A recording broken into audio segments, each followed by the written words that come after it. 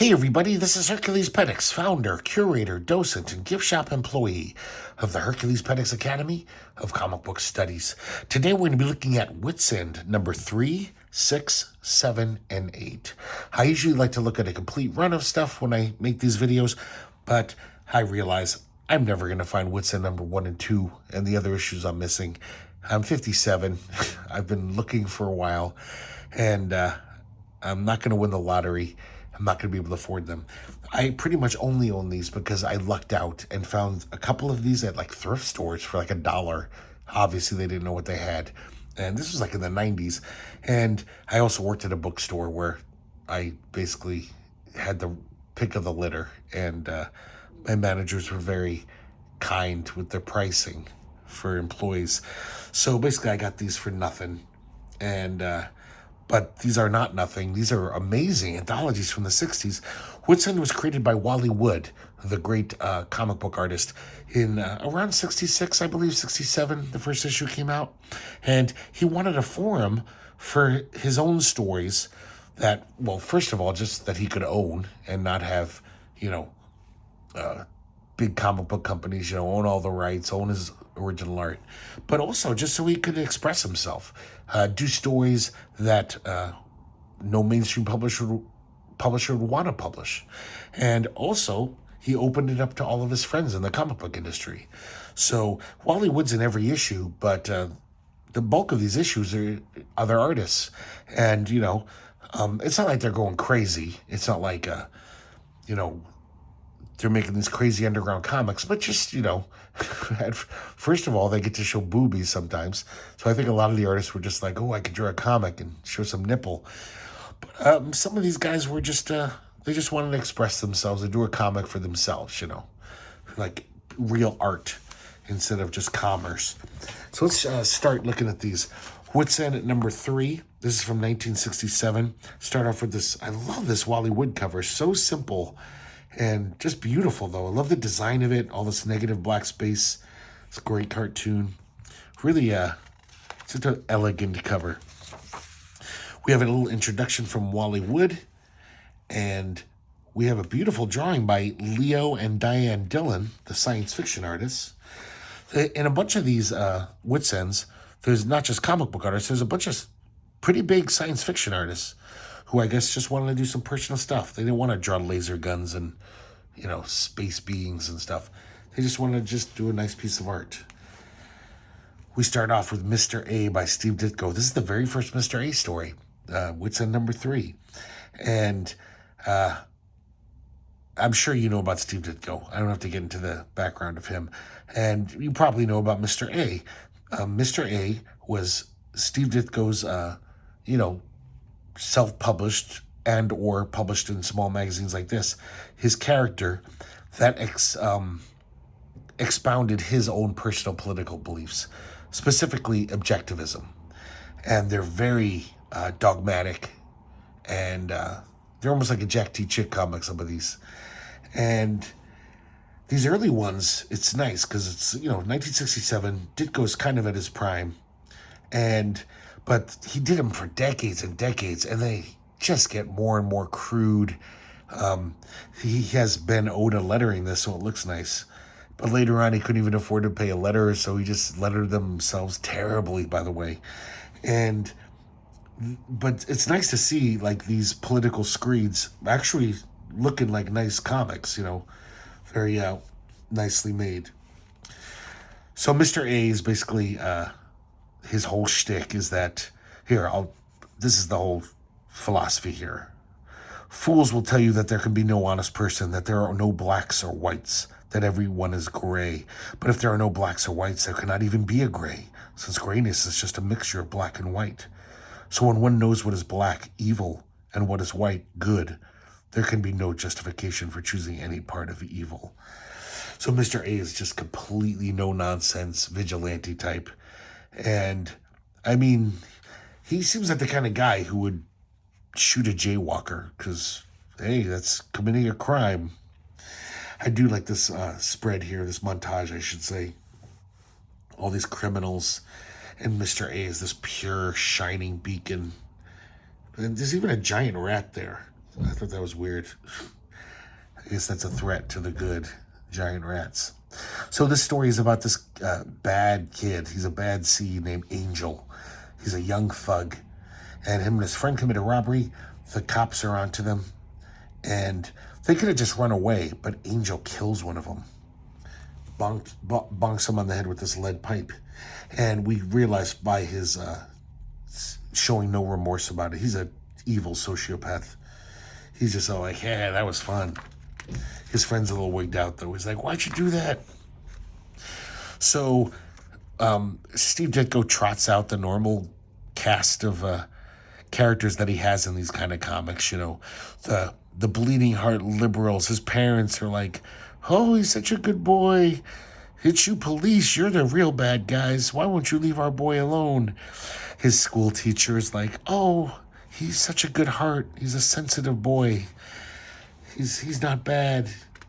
You know, and this priest is, whatever, saying the same kind of stuff. Of course, Mr. A doesn't give a shit about any of that. So he goes out amongst the underworld to try to get information, to try to find out who killed the cop. He goes to this den of thieves, and of course they don't want to answer his questions, so he beats the shit out of them. Well, they attack him first, to be fair. The little kid who's friends with Angel, he happens to be there, because this is the ring, the crime ring that fences stuff that these kids steal. He runs away to warn Angel. Meanwhile, Angel's teacher has found him. She wants to protect him and help him, and he's totally putting on this act, crying and like, oh, I didn't do that. I could have never done anything like that. And he starts basically playing the victim. It's like, no one has any faith in me, and the teacher's totally buying it. She says, I do, Angel. I won't let them destroy your sensitive nature. But then his friend shows up to warn him. He says, Angel, that Mr. A guy's onto us. And Angel shows his true nature. He says, you let him right to us, and he stabs him right then and there. The teacher sees this, and she's still just kind of like, oh, what's come over you? I've never seen you like this. Mr. A shows up, and he stabs the teacher. I guess she gets in his way a little, even though she's not trying to stop him. So Mr. A slugs him, falls over the roof of this building, the rooftop, and lands on this flagpole. And he says, I can't hold on much longer. You got to save me. But Mr. A is tending the teacher, her wound. And she's like, you must save him, Mr. A. And he says, well, if I save him, you're going to die. I got to, kind of stitch up this, not stitch it up, but, I got to take care of your wound. And basically he turns it into this mind fuck where he says, you tell me, teacher, what should I do? Should I let you die, an innocent person, so that this guilty murderer can live? It's your answer. I'll do whatever you say, teacher. What's the answer? And of course she's like, don't make me make that choice. It's not fair. Oh my God. So as they're leaving, she says, you have no mercy or pity. And Mr. A says, I don't abuse my emotions. That is such a fucking weird line. He basically tells her at the end too, he says, even if you weren't hurt, I wouldn't have saved Angel. And we hear Angel plummeting to his death, screaming, as he falls. So that's Mr. A in a nutshell. All the stories kind of read like that. Of course, he obviously couldn't do that at Marvel or DC, so that's why it's it is nice. I was going to quibble that word, because I like these Mr. A comics. They're insane. I'm glad they exist, but the message is just hogwash. It's just this. Steve Ditko is a kind of an idiot, but Marvel and DC never would have let him do this. So this is why Witzend exists. Here we have a page of poems by Ralph Reese, Wally Wood's assistant, who would soon become one of the great comic artists of all time, and another beautiful illustration from Leo and Diane Dillon. So this is how Wally Wood opened this up to pure self-expression. These guys, he was like, hey, you want to do some poems? Sure. Unfortunately, Ralph Reese, great cartoonist, not a very good poet. These are kind of read like, freshman college creative writing assignments. Not very good, but I like this drawing. Next, we have part 2 of Reed Crandall's Edgar Rice Burroughs portfolio. And I assume these were mostly done for science fiction books or Edgar Rice Burroughs books. And I think some of these were in the Edgar Rice Burroughs fanzines, which were popular in the 60s. There was that E.R. Beedom. That was a long-running fanzine. So this is all like 60s Crandall stuff, and I gotta say, not a fan. I mean, obviously, he's got, skills. He's still a good artisan, but just these stiff characters. It looks like well-done fanzine art. Not really, don't like that much. I think this was a full-color piece from a fanzine. This very much looks like an old pulp drawing. So this is really interesting. So this is Art Spiegelman. This is 1967. So Art Spiegelman maybe had started or was about to start working at the East Village Other, which was his inroads to being an underground cartoonist. All during the 60s, as a teenager, he published kind of like Harvey Kurtzman Mad-inspired fanzines. And this is kind of like catching Art Spiegelman right in that middle ground, where it is kind of cutesy, and but it's obviously like he's on his way to being a hippie.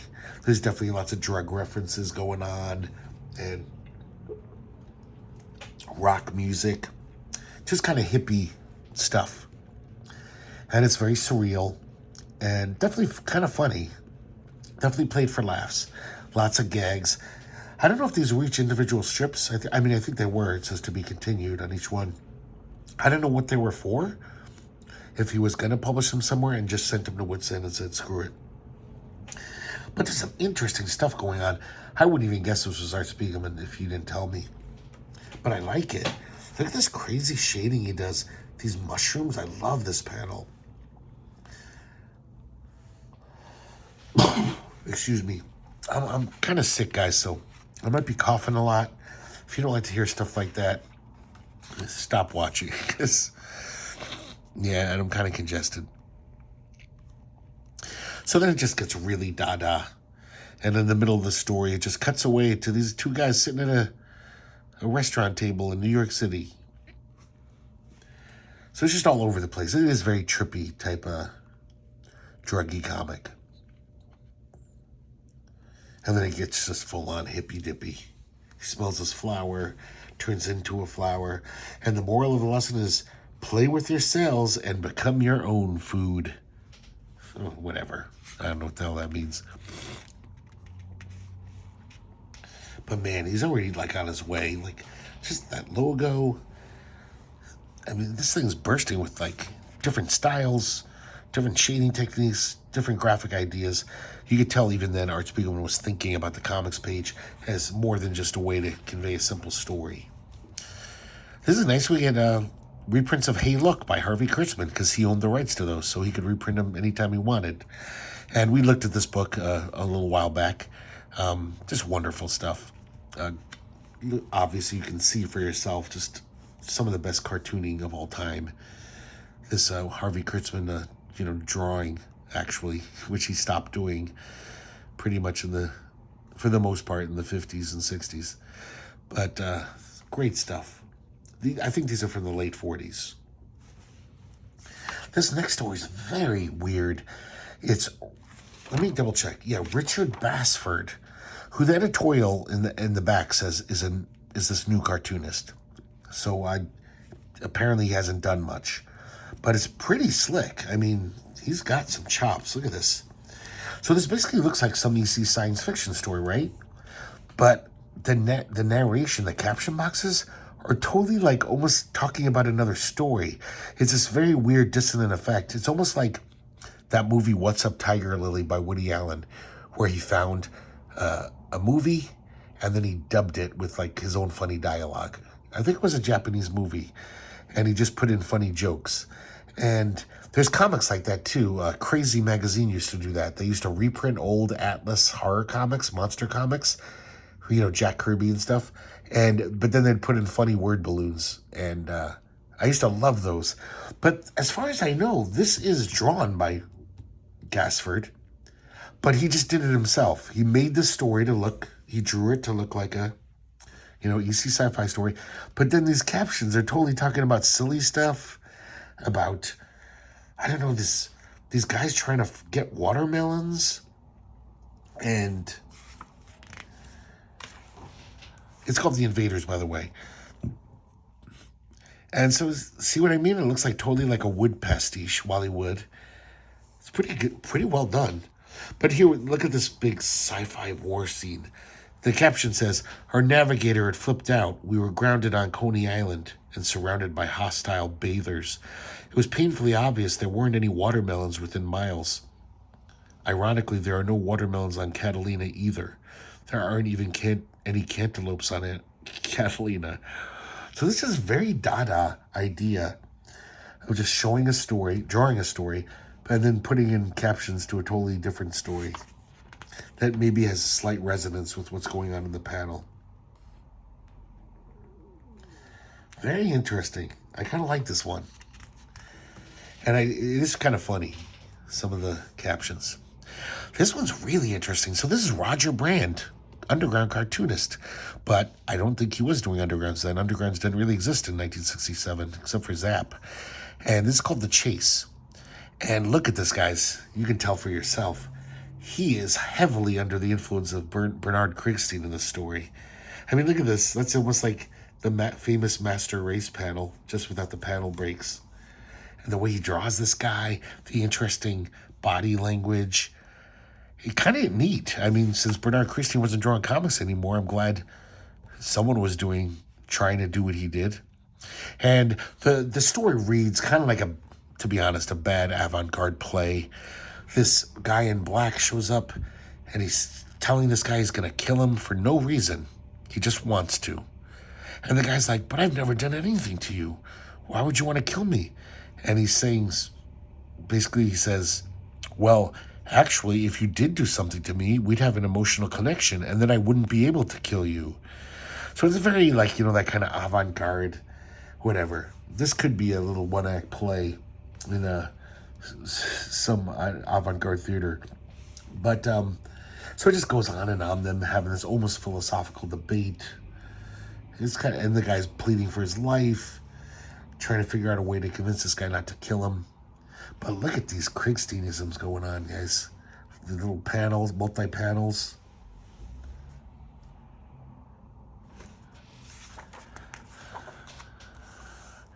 It looks nothing like Roger Brand, 2 years later when he started doing undergrounds for reals, or 3 years later. And so eventually the time for talking is done, and the guy does kill the guy, shoots him. Some of his bullets actually hit an innocent bystander outside the window, and the cops see it, and they start chasing the guy, the murderer. We get very Krigstein-like action here. Maybe even a little Toth, Alex Toth, just seeing his foot in this panel, him fleeing. Oh, look at this, guys, as far as Krigstein. Just breaking up the moment into 4 thin little panels. Playing with time. I like the faces on these cops, too. So they shoot the guy, the murderer, and they kill him. They call him a dirty woman killer. And thus it ends. Then I guess there was a little room. So Wally Wood has a couple of little silly poems. And Bill Pearson, the editor, has a pretty bad poem. Next we have Pipsqueak Papers by Wally Wood. And this is Wally Wood can finally draw nipples. I think that's the reason why he made this strip. So it's very lighthearted. A little sexy, I guess, but not much. It's pretty mild. But I love Wally Wood, his goofy cartooning or his silly cartooning. He's really good at humor, like this cute little baby kid. That's Pipsqueak. And he's in love with this woman here who's, I don't know if she's an elf or a fairy or something. And she just is like, "Oh, you're a little baby." And she asks for his heart, though. She says, oh, would you give... He says, I'll give you my heart. And she says, ooh. So he gives her his heart, and she cooks and eats it. So it's obviously a parable about just like how dumb love is.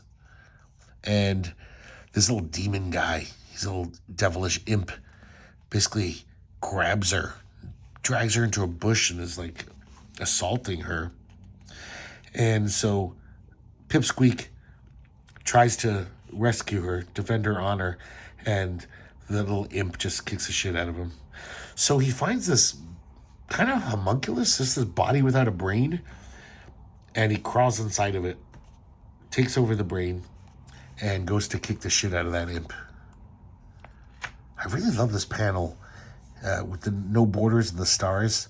I know this is weird, but I don't know why. This totally reminds me of Robert Williams. I bet Robert Williams liked this panel. And so he beats up the bad guy and wins the heart of his love, and she loves him. And it looks like they have a happy ending. The joke at the end is it turns out that Pipsqueak only killed a pig.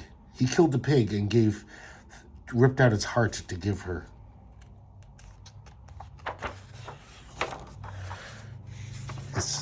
He says, I may be in love, but I'm not stupid.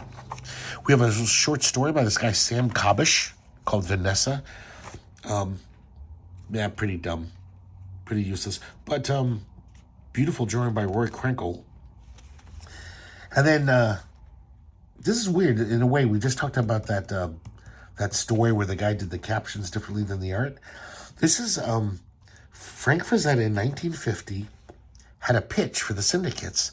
I think he did like 3 weeks worth of strips. And it was like this post-apocalyptic strip, which was way before its time.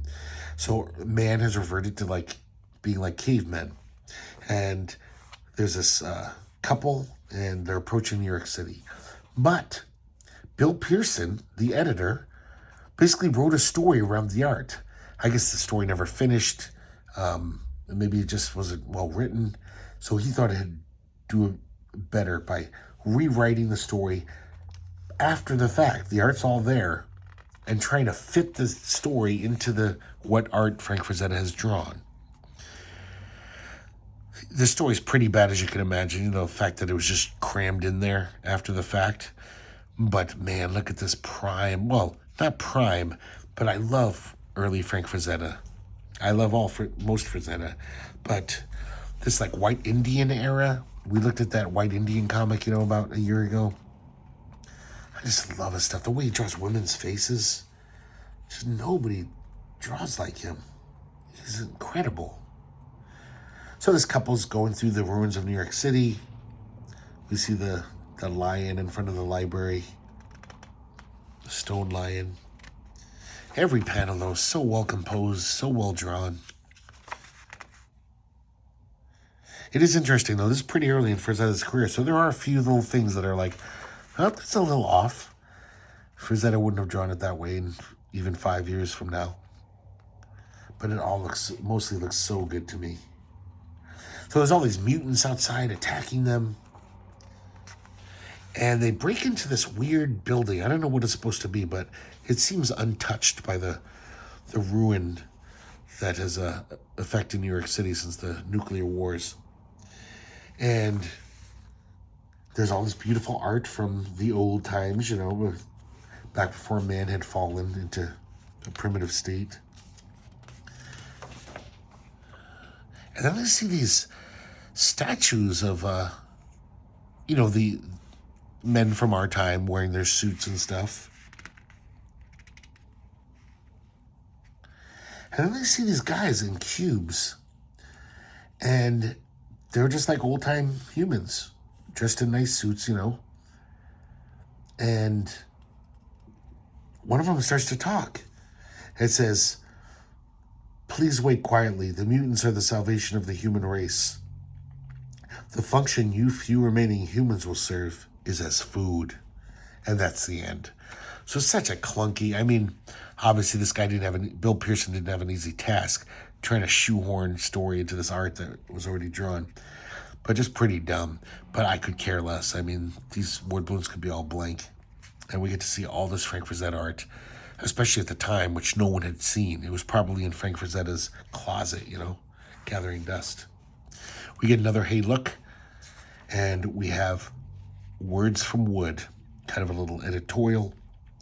Nice little illustration, quick illustration from Al Williamson, and a back cover by Al Williamson. So let's go to number 6 here. This is the first one that had a couple colors added to the cover. They couldn't afford it, they said in the other editorials. This is kind of an interesting cover. This is by Mike Hinge, who went on to be a pretty prominent science fiction artist. And I love this little blueprint stuff. I don't know if he actually drew this or he just found some old blueprints and used it as a design factor. But it does look kind of odd, this machinery. Like, I almost suspect he might have drawn it. But that would be kind of crazy too, the amount of time. But yeah, who knows? But kind of a fun cover, kind of interesting.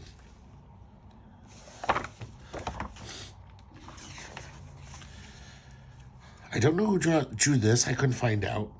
This is the Daring Compromise issue. And we start off with this beautifully drawn story by Jeff Jones at the time, Jeffrey Catherine Jones now. Story by Bill Pearson. And it's called Alien. And this story, once again, Bill Pearson apparently isn't a very good writer. I'm learning. I think he wrote stuff for Charlton. Maybe he did stuff for Warren. I can't even remember if I liked or didn't like his stuff then. But from reading these Witzends, I'm like, eh. But whatever, who cares? Once again, look at this Jeff Jones art. This is like from his fanzine days, his 1969 we're up to. And just the grace of these figures, just Jeff Jones is so amazing. I mean, he's such a beautiful painter, and but I kind of miss that he used to draw like this. I love this style. Obviously, very influenced by Frazetta. So, all these creatures on this planet, this guy's on a planet, apparently. He's crash landed. These creatures are all, like, speaking in this weird graphic design language that, it's incomprehensible to us. So even the flora and fauna, they're all attacking him. It's a very inhospitable world.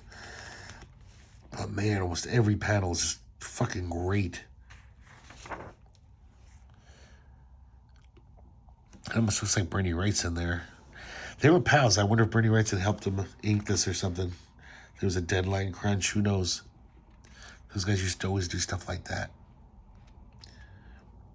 There we can see the Frazetta influence a lot. Oh man, I love this kind of drawing.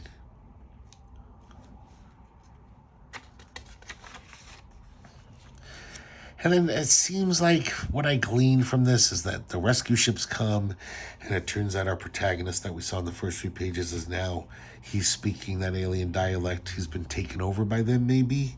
I don't know. I don't care. It's just pretty dopey. But man, that art is nice.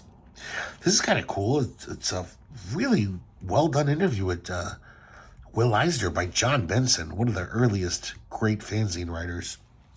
He was one of the earliest comic historians, back when nobody thought comics were worthy of study. Back in the late 60s, he was. He did think they were.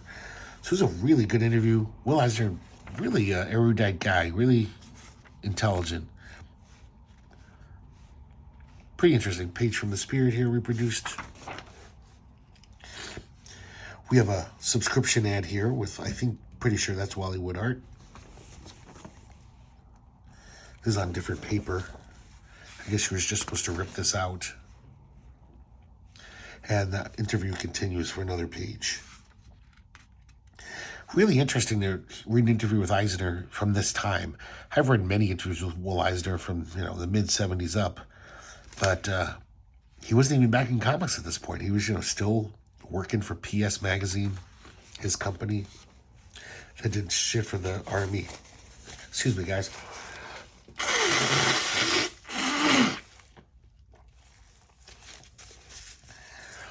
This next toy is so odd. It's called Quam.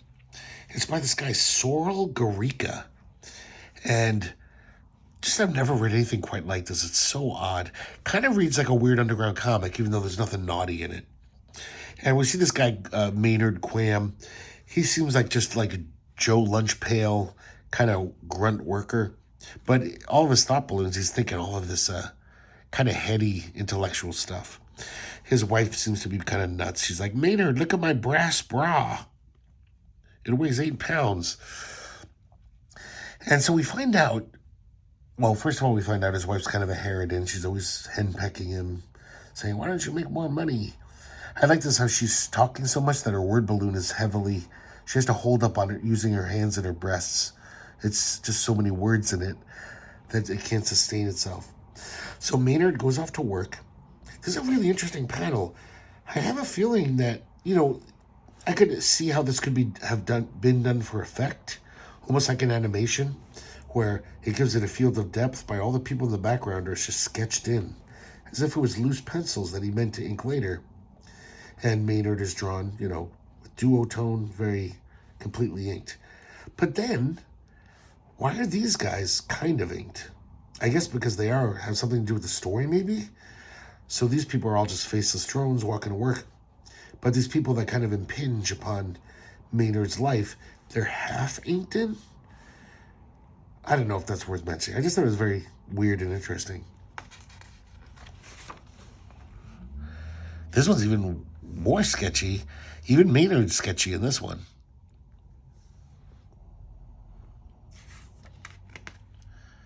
A lot of weird things in this.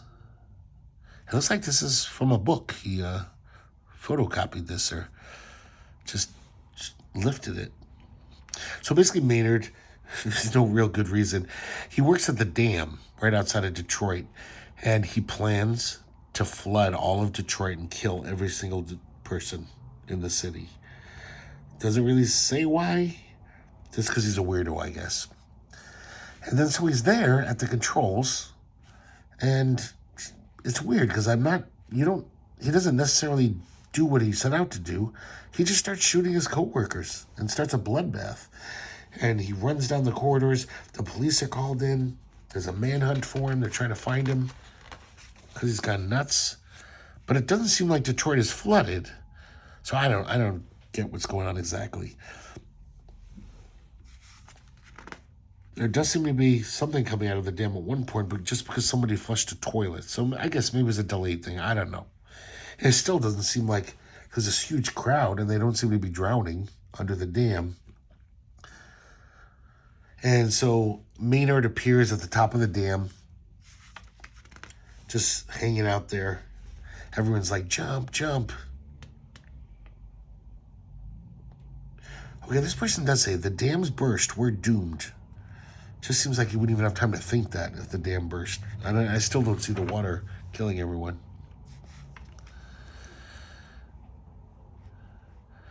And his life flashes before his eyes. It's not even very interesting. But then I guess now the water's rising. So I guess all those people are dead now. I don't know. And it looks like Maynard's drowning. The rising water has risen over his head, his mouth. It says, don't miss the next installment, which I'm pretty sure never happens because I have the next 2 issues after this, and there's no more Maynard Quam. Now this, guys, is such a get. So this is The Spawn of Venus, probably written by Al Feltzy, definitely drawn by Wally Wood. Not Wally Wood in the 60s, like 1954 Wally Wood. And this is a lost EC comic. I guess there was going to be a 3D issue of Weird Science. Wally Wood drew the story, totally completed it, and it never came out. So this was sitting in William M. Gaines' closet for over 10 years. There's even a note here. Thank you, Mr. Gaines, for letting us see this never before published classic. I can't believe this was allowed to just sit, rot somewhere. This is like beautiful prime wood. This is the kind of art that made Wally Wood, put his name on the map. This is just gorgeous, perfect stuff. And it's a pretty good EC sci-fi story to boot. And so very typical EC comic. These guys are going to this expedition crew are going to another planet to check out the fauna and the flora, do experiments. God, this art's amazing. Sorry, guys, it's hard to concentrate on the story. Just every panel. Fucking love Prime Wood. So there's lots of hostile creatures when they land. They gotta kill some of these alien creatures. And then all of a sudden they realize that these creatures are running towards us, but they don't want to attack us. They're running away from something. It's this giant blob that just eats everything in its path, just dissolves it. So they run from it, of course. 2 of them get killed. They can't outrun the thing. And, of course, laser guns have no effect on it. And it's just even devouring the grass on the ground. Just scorched earth. So I guess they've gotten away on a high hilltop, so they're safe. And before they get in the spaceship, one of the scientists, she notices this beautiful flowering plant. And she says, one bud is yet to bloom. And the other scientist says, let's take it as a specimen. So they go back to Earth. Several months later, they're doing experiments on this alien bud. And this one scientist is alone working with it. And the bud opens up, and one of those blobs is in it. The blob eats through his hand. Can you guys see that? I think even EC Comics could have published that, even before the Comics Code. That is gnarly for even an EC comic, a pre-code comic. So it dissolves right through his hand, makes a hole, and he notices that it's bigger because it consumes some of his flesh. Then it kills, it actually envelops the guy. Oh yeah, the guy tries to step on it and stomp it, and he falls into the slime. Of course, the slime grows, gets bigger and bigger, starts going across the countryside, consuming everything. Pretty soon, it's like taking over whole cities. It's become gigantic. So they lure it out to the Badlands and drop a nuke on it. And they think, that seems to have taken care of it. It's totally exploded. But what it did do is, over a 20-mile radius, it basically blew up the blob into millions of greenish bits of quivering, pulsating, oozing flesh, and deposited it within that 20 miles. So all these little blobs land everywhere for 20 miles, and obviously the Earth is fucked. They'll soon probably take over everything. Here we have some ads. And now we have The Avenging World by Steve Ditko. So this is even more didactic and dogmatic than Mr. A, because that at least tells a little action story. This is just Steve Ditko full rant mode, full Jack T. Chick tract mode, And I just never liked these, just because I hate this Avenging World. He just looks so dumb. And he also has all these stupid headlines, which he's trying to make a point, like, oh, the world's going to shit because of the stuff I'm talking about. But they're all unrelated. It's just like, yeah, bad things happen in the world all the time. So it's just kind of dumb. And once again, Ditko's just showing off his completely naive, wrong-headed philosophy, talking about how the neutralist is worse than any other villain. So it's worse to be a neutralist than it is to just be a full-on murderer. And we see examples of how the neutralist refuses to make distinctions between a murdering fascist and those he kills. He doesn't want to take sides. So once again, Ditko puts up this straw dog. And, very easy to knock down. Nice cartooning, though. I just hate this headline shit. He shows protesters as being bad. They don't want to make the world a better place. They just want to knock the world down. That's why all those protesters were like protesting the Vietnam War. They just wanted to tear things down. Then, of course, when a cop stops them, they whine about police brutality. Some really interesting cartoon here. I like this two faces of the guy. This is very part of the objectivist thing, where this guy is just totally beaming and handsome and well off. And he's like, why should I feel bad? I've earned everything I've achieved with my own brains and sweat. So I'm happy. And of course, this guy, the neo-neutralist, is like, you're greedy, you're selfish, you're inhuman. So this is just a total screed. But definitely Ditko does some interesting stuff here.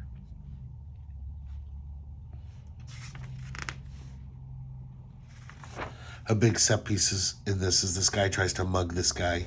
I don't even have to point out who's the mugger, right? And who's the victim, because Ditko always does that. You know, if you're the bad guy, you're like, got 5 o'clock shadow and your spittle coming out of your mouth. And the good guys are always handsome and perfectly white bread, handsome, good-looking guys. So this guy shows up and says, oh, the fair thing to do is, you know, even though you stopped this guy from mugging you, you should give him half of the money he was going to steal, and you keep half. That's the fair thing. Compromise. Yes, compromise. It's just so dumb. I don't think the most pinko, bleeding heart liberal in the world would say, oh, that man tried to mug you? Well, even though you stopped him, but give him half your money. But, of course, that's the kind of character that Ditko makes. And look at this page. This is just ugly. Just so many word balloons just crowding out the art. Ditko would get more and more like this as the decades progressed. It was kind of sad to see it happen. And then, of course, more of these stupid headlines and the stupid Avenging World head. I just hate this page. But I love this page. Look at this guy's Gray Morrow. And just doing this nice sci-fi pinup. Look how beautiful this line work is. I don't think I've ever seen Gray Morrow draw like this. It really looks like John Bolton to me. Very John Bolton-like. Well, of course, vice versa.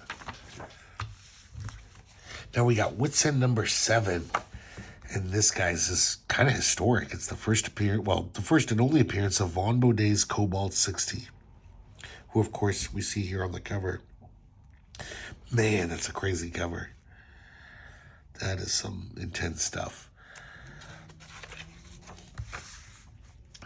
Have a nice inside front cover with an editorial. And we have a little illustration from Ralph Reese. And we start off with Cobalt 60. And I'm not going to get into the story too much because we looked at this last year. It was reprinted in an issue of Epic Illustrated. It's actually been reprinted quite a bit, this story. This story got around, and I think because it was so great and just interesting, how Von Bodé never really did anything like this again, just like a pure action sci-fi story. There's definitely some humor in here, like Von Bodé always has, but it's really just about, like, you know, kick-ass sci-fi brutal action. Basically, it takes place in a post-apocalyptic world. There's most of the human population of Earth are mutants now. Supposedly, Cobalt 60 is a mutant, but we'll find out later. That changes.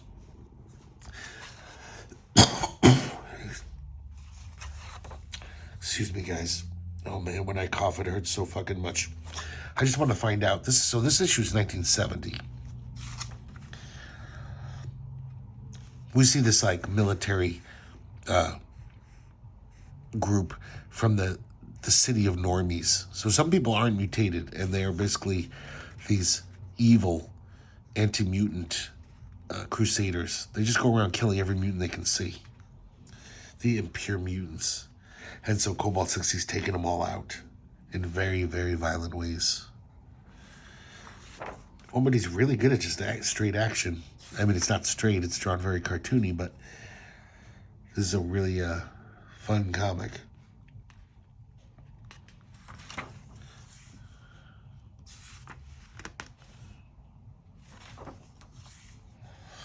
Man, I love Juan Bodé's cartooning.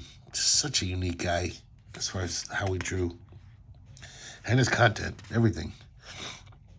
We have some letter pages. It's weird how so many of these letter pages aren't very interesting at all. They're just like guys writing and saying, hey, my subscription copy for number 7 is nobody. I still don't have it, and the bookstore has it. Where's my copy? It's so annoying, but they answer every letter. Subscription ads. And then we have part 2 of The Avenging World. This has got some great graphic shit going on in this. This gets way more Jack T. Chicky, too. This is really just like a polemic. But kind of cool. I don't know, just some of these graphics are just really cool to me. It's crazy. Using fonts, you know. I love this panel. Like the bad words are like attacking the good words here. That is really neat looking.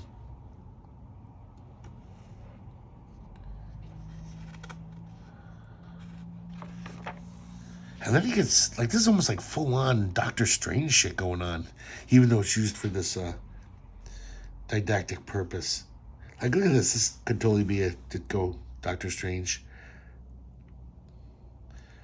These people are the ones who followed the wrong path. I really love, actually, this kind of chunky, weird inking. It really looks like these guys are in hell. Like, it looks bad. Then this page, speaking of Doctor Strange stuff, these are all the wrong paths you could go down. Nazism, communism, religion, because objectivists are atheists. But then look at this, the civil rights movement. Our race, our gang, our quote-unquote rights. So apparently that's an insidious force, the civil rights movement. That'll take us away from the white. Yeah, it seems problematic for a guy who constantly associates evil with black and goodness with white. He really shouldn't be talking about civil rights. This is, I kind of like this. It's like this beautiful sci-fi utopia. I guess this is if we follow Ditko's way. You know, then the world would be like this pure. Though to me, I don't know, this could be some sterile, dystopian, fascist future. I don't know. Once again, some shitty page with all these headlines of the stupid Avenging World guy. Though I do like this image. Interesting stuff, for sure. Oh, I forgot, there's one more page. Ties it in with Mr. A. Since Mr. A is the champion of these beliefs. Kind of neat image. Next we have Roger Brand again, and this is completely unlike the other one and completely unlike his underground work. It's called Ike and His Spoon. And, the stirring adventures of Ike and His Spoon, I should say. And this is like a little cute story, like a parable about this guy, Ike. He lives in this small town. He starts performing with his spoon, gets a little band together, and he becomes very popular very quickly. All the women in town are gaga over him. And he gets more and more popular, makes more and more money. The women, he's got more and more fans. And it looks like he kind of like plays with all of these groupies' hearts. He never wants to settle down. And he poo-poos any of their attempts to have a serious relationship until he meets this woman, this blonde, who I'll tell you her name in 1 second. And all of a sudden, he's a one-woman guy. He's totally gaga in love. Her name's Darby. They become the power couple. Everyone's envious of them. All of his female fans are just so jealous of her. But they still love him and go to his shows. But they all want to be Darby. And they get more successful. Darby becomes a singer, singing Ike's songs. They're just a total powerhouse couple. And then one day, the world is shocked when Ike announces that they're going to get married. On their wedding day, Darby breaks down and says, I can't marry you. You'll never, have time for a real marriage, because he's a workaholic. He just writes like 5 songs a day and produces them and records them. His work comes first. And she says it'll just never work. And so she leaves him on his wedding day. And he's sad for a second, but then he just realizes, wait a second, I've had all these beautiful women throwing themselves at me for years. Why don't I just indulge and have a good time? And it seems like he's pretty content just being a well-filleted rock star. And it really seems like he doesn't care that he lost the love of his life. This is very odd. Ed Paschke just drawing all these famous comic characters in an opium den. I think this is maybe after the Air Pirates, because I noticed they're very canny about their Mickey Mouse and Donald Duck cameo. You really can't see them. I guess they figured the owner of Little Lulu wouldn't be as, didn't have as good lawyers as Disney. Oh, these are so nice. Limstro by Bernie Wrightson. And I think I saw these reprinted in a collection of Bernie Wrightson's, like one of the earliest collections of his stuff in the 70s. And this is that beautiful early Bernie Wrightson fanzine era style. So good. Limstro are kind of like lighthearted little one-pagers. His dinosaur friends telling him I was not worried about these upstart mammals, how dinosaurs will rule forever. And they're not worried about these mammals coming around. God, every panel's perfect in that. This thing memorized this message. I don't know what this page is. I think that's just Alphonse Mucha. I don't think that's an artist Apium. I think they just took some public domain Mucha art. I don't know what this is. It's on different paper, though. And some of these next pages are on this blue paper. Here's a one-pager by Bill Pearson, the editor. This is just, obviously Bill Pearson's not a real, can't draw. But he was like, I'm going to try. So, you know, it's kind of interesting. He's trying something out. But it's pretty nonsense, pretty dumb. In fact, I'm not even sure what the hell's going on in it. Now, this is super interesting, guys. This is Mr. E, Master of Mayhem by Steve Dictato. It's not really Steve Dictato. It is Bill Pearson writing and Tim Brent drawing. And it's so weird that in a magazine that publishes Mr. A, the editor of that magazine made this really savage satire of Mr. A. I mean, it's really brutal. Obviously, Bill Pearson does not agree with Steve Ditko's outlooks. And I guess, you know, he didn't want to censor Steve Ditko. He's like, yeah, you can always publish it here. But he wanted to give a counterpoint. And that's what this is. Very, as you could tell by the tiny panels packed with words, very like Harvey Kurtzman Mad Era. Like pretty damn good satire. And it just rips Mr. A apart. You know, Mr. A's a big buffoon. He's going around killing jaywalkers and stuff. So weird. I wonder, like, what Ditko did after this came out.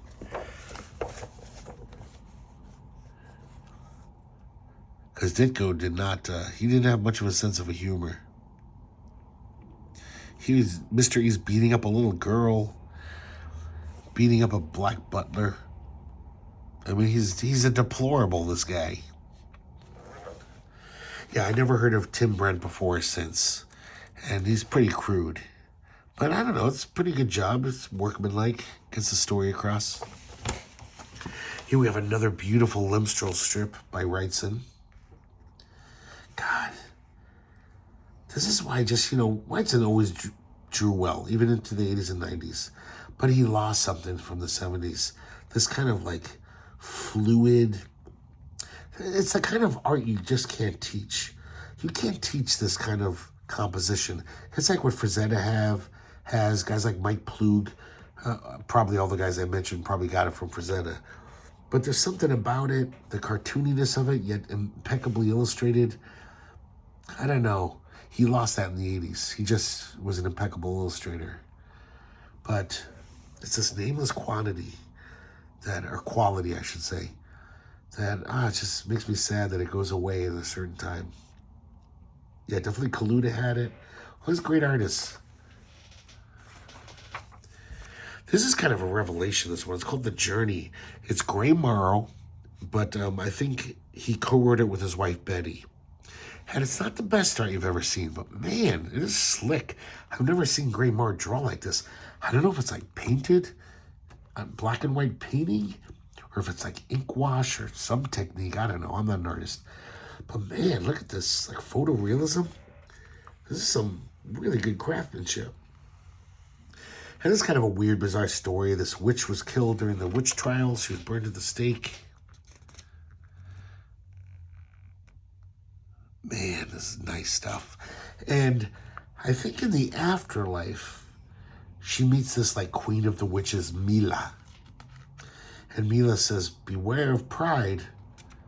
It can bring you harm. And she obviously is full of pride because all she can think is, oh, she's jealous. She's jealous of me.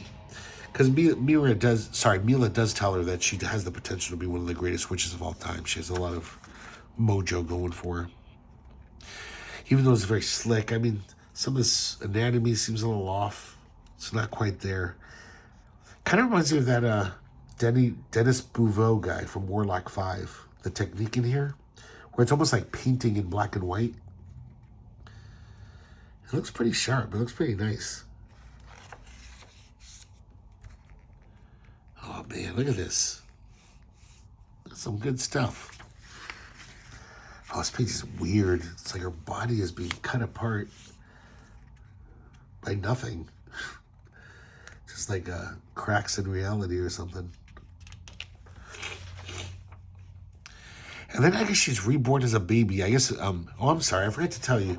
She attacks Mila, the Queen Witch. And Mila puts a curse on her. And then, so all of a sudden, she wakes up as a newborn baby. I think this page is awesome. Showing what it looks like, the first view of a baby. You see the doctors and just the glow from the lamp, the surgery room lamp. That is impressive. So apparently from the doctor's words, the baby is like this horrible mutant who shouldn't be allowed to live. And they basically mercy kill her. And then it says, through the abyss, the witch floated. So I guess for all eternity, she's going to be in this horrible abyss. Basically hell. Really dopey, but pretty amazing. Pretty interesting. And then we have a back cover by Kenneth Smith. You may know him from his many annoying articles for the Comics Journal. He's like one of those guys who's like the stupidest genius in the room. Like he's an academic guy, and he knows a lot of big words, but the conclusions he comes to are just really dumb. But he was a great cartoonist in the 70s. He had his own little fanzine called Phantasmagoria, beautiful pointillistic style, and he would just have these like, kind of silly little stories about these weird dinosaur creatures like bantering with each other. So this is before he got there. So this is 69. So you could tell this is kind of like fanish, even though it's very accomplished. I mean, he's obviously learning how to use the airbrush. This is some accomplished stuff. I'm sure he was just a teenager. But, it's not that appealing. He would be very appealing in a few years from now. He developed that style and does some really nice looking stuff. So here we have number 8. And this is kind of annoying because they keep saying how they can't afford full color covers, and it's even an expense to have one color cover. So this cover is just a little panel from this issue blown up. It's like, this is very important real estate here. You got one cover, and all you did is blow up a panel from the inside. It's by Ralph Reese, by the way, but I don't know why that bugged me. We have an editorial, this time from Bill Pearson, who's the editor now. So now we're up to 1971. By this point, Wally Wood is pretty much just like the titular figurehead. He's like a consultant. I think he's not editing Witzend or publishing it day to day. But he is still contributing, and we see this, The World of the Wizard King by Wallace Wood. Oh, look, there's the pencil price of this, $85, which I definitely did not pay for. So someone paid $85 for it, and then I got it for like $1. So this is weird because Wizard King was a graphic novel Wallace Wood published in 1978, around there. And so this is almost like an elevator pitch for that graphic novel. Maybe he just wanted to get the copyright thing sewn up since, put it in print.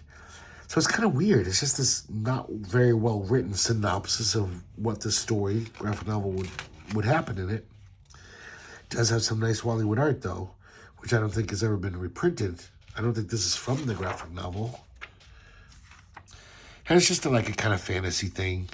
These little warrior elves and fighting this big bad wizard. It's pretty, not very good. But the wood drawings are nice.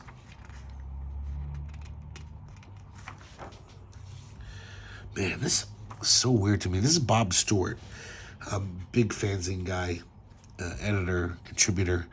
I don't think he could draw. And this looks like someone who's like, I could draw like, I don't know, something. But I kind of like it. It's like, this is really crazy art to me. This cartooning looks kind of cool. It doesn't make any sense, really. I don't really get this comic at all, but I strangely enough like it, even though I bet this guy couldn't draw anything else.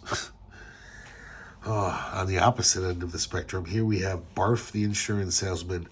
Script by Bill Pearson, art by Ralph Reese. This is probably one of Ralph Reese's earliest comics. I don't think he was even working for Marvel at this point. But man, look how good he is already. He's probably just a young guy. Look at the craft here. Just amazing cartooning. We see Barf the insurance salesman here. He's online at the postal office. Seems like a pretty insipid registered Republican and homeowner.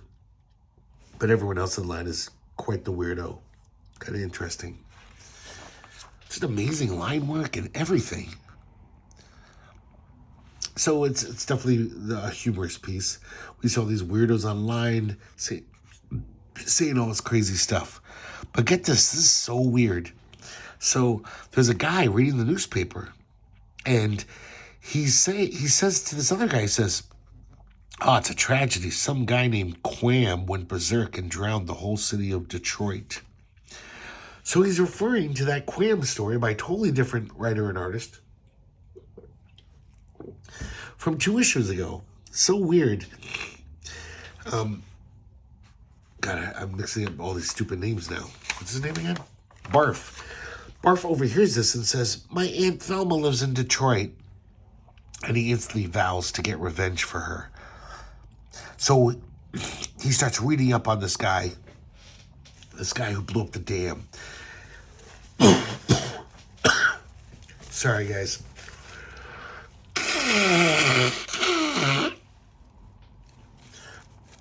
I know I probably shouldn't even make this video, but I just wanted to get something out. I know it's gross hearing me make all these noises. So he kind of becomes obsessed by it. He looked high and low. I like this panel. His word balloon says, "There's got to be a body somewhere."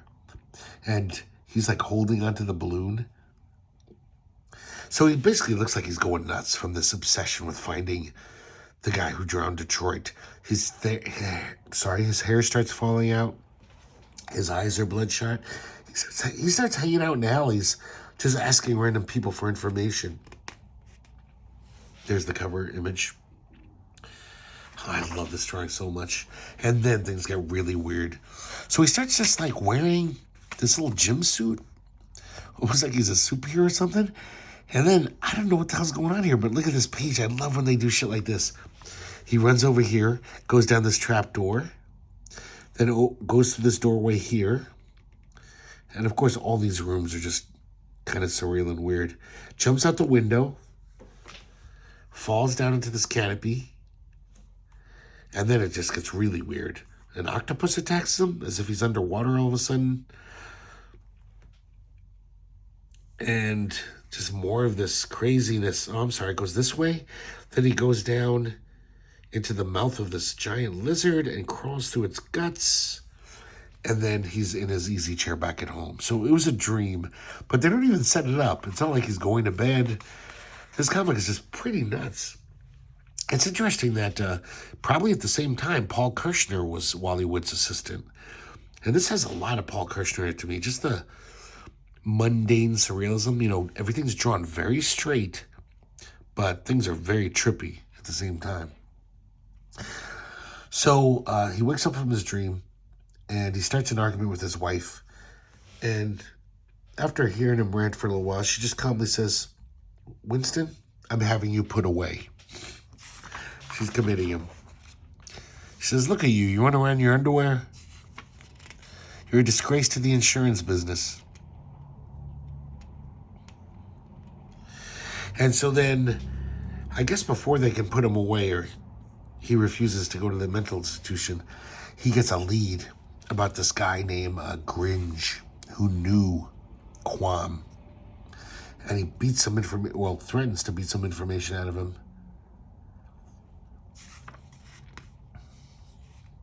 And eventually doesn't like his answers, so he gouges his eyes out. So he's really gone insane. Right then, the cops burst in with his wife, and they haul him away. And while he's in jail, though, it says the dream has only been fired with new fervor, because now that he has this new lead, so obviously he's completely still obsessed with this quest of his. It says, does the trail end here? So I don't know if there was supposed to be a second one. Maybe there is a number 9. I don't know. I want it badly. I fucking love this cartooning. There's so many cartoons like this where they're not doing anything crazy or interesting, you know, like Bill Sienkiewicz or Dave McKeon. Some of my favorite cartoonists are like guys like Ralph Reese, Russ Heath, Bill Stout, William Stout, where they're not reinventing the wheel. They're just such good cartoonists that every line they put on a page is just, it's nice to look at. It's just kind of exquisite, you know. Love me some Ralph Reese. Next we have Foxtail, written by Nicola Cutie, who did a lot of stuff for Warren and Charlton, and drawn by William Stillwell. And this is almost like a Japanese folktale. This one princess fox, Flaming Young, falls in love with this kind of a bon vivant ladies' man fox, Torchy the fox. And he basically toys with her heart and says, run along, you know, I've had my fun. She turns into a beautiful human. This samurai falls in love with her, and he says, I'll do anything for you. What do you want? And she says, a fox fur collar, and she points to Torchy the fox. So that's the gag. Yeah, I don't know about this art. I think in a few years, this guy William Stillwell could be really good. But there's obviously some, things are a little off here. Even though he seems like he's got some, he's on his way. There's some craft in here. This is nice. It's a Dr. Seuss political cartoon from 1932. Holding the Bag, a projected monument to the great American public. And then this mini poster.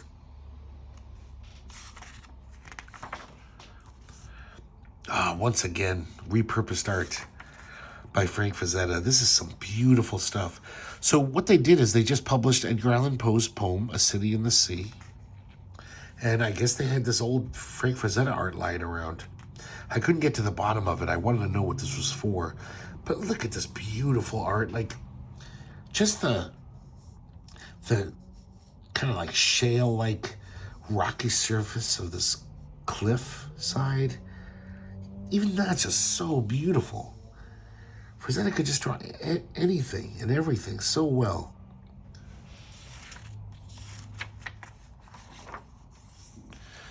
So this airplane crashes in the ocean, apparently. I really couldn't connect the poem to the images. But this is some beautiful art. I almost think that, I would guess, that Frank Frazetta did this for a book. These were illustrations for a book, maybe? God, it's beautiful. Once again, beautifully drawn, natural stuff. Great body language. Oh, this is so good.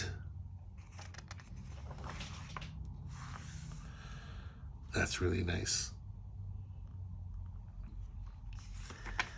It's weird how some of these remind me of that, what's that famous painting? Christina's World by Andrew Wyeth. Something about these, I don't know why.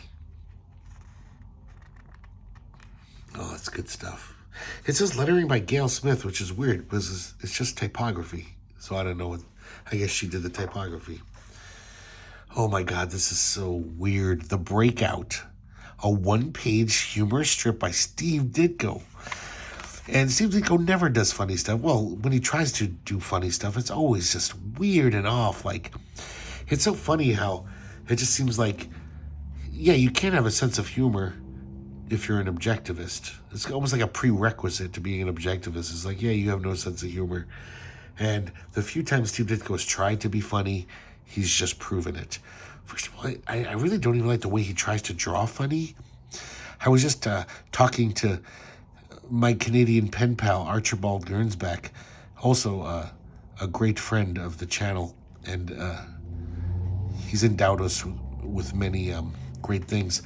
But I think that this thing that separates maybe a great illustrator, like really great, I'm not saying like poo-pooing it, but from like a great artist, is the ability to not only draw a beautiful straight illustration, but then you can turn around and draw funny.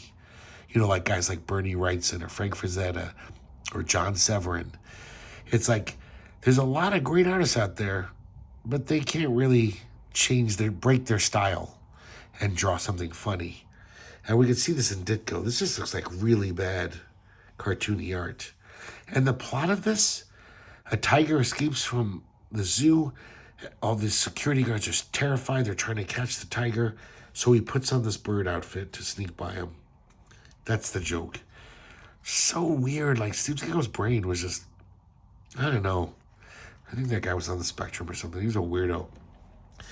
But not very good, but kind of fascinating historically to see Steve Ditko actually just do a one-page gag strip, which I don't know if he ever did before or since.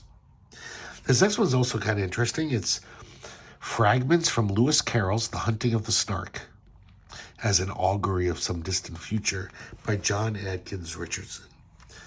So what John Adkins Richardson did was just take the the text of this famous Lewis Carroll poem, but then drew like a science fiction story around it. And John Adkins Richardson, he did some undergrounds, always straight stuff. He always did like fantasy horror, those kind of undergrounds. He never really did like, Off the Pigs or like typical underground stuff. He was also a professor, and I had his book on cartooning when I was a kid. It was like my Bible. I loved that book. Strangely enough, he's not a very good artist. I mean, he's got, he knows some technique and stuff, but look at the face on that woman. He's not the best. He's not terrible, but I just don't like that. I think I've read a few comics where he uses that kind of like type font. That never looks good on comics, pretty rarely. So there's just a kind of a sci-fi story about a expedition landing on a planet. And there's some hostile creatures there, like the Jub and the Bandersnatch. And so basically John Adkins Richardson changes the meaning of some of the words to fit his story.